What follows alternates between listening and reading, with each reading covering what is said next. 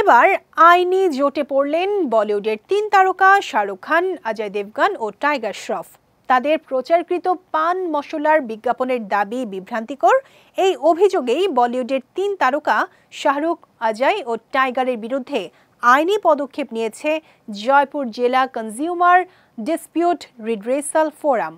বিজ্ঞাপনে পণ্যের প্রতিটি দানায় কেশর থাকার যে দাবি করা হয়েছে সেটিকে প্রশ্নের মুখে ফেলে আদালত নোটিশ পাঠিয়েছে এই তিন নায়কের বিরুদ্ধে।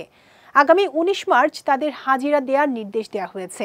এই মামলার সূত্রপাত জয়পুরের বাসিন্দা যোগেন্দ্র সিং বদিয়ালের অভিযোগের ভিত্তিতে। তার বক্তব্য, বিজ্ঞাপনে কেশর থাকার দাবি করা হলেও বাস্তবে তা বিশ্বাসযোগ্য নয়, কারণ ১ কেজি কেশরের দাম যেখানে ৪ লাখ রুপি, সেখানে মাত্র ৫ রুপির পান মশলার প্যাকেটে প্রতিটি দানায় আসল কেশর থাকা অসম্ভব। এমনকি তার স্বাভাবিক গন্ধও পাওয়া যায় না।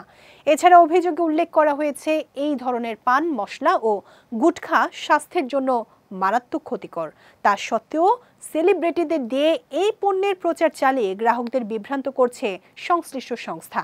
তাই এই ধরনের বিভ্রান্তিকর বিজ্ঞাপন বন্ধের আবেদনও জানিয়েছেন অভিযোগকারী।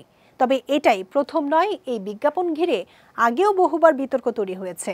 শাহরুখ ও অজয়ের সমালোচনাও হয়েছে বিস্তর।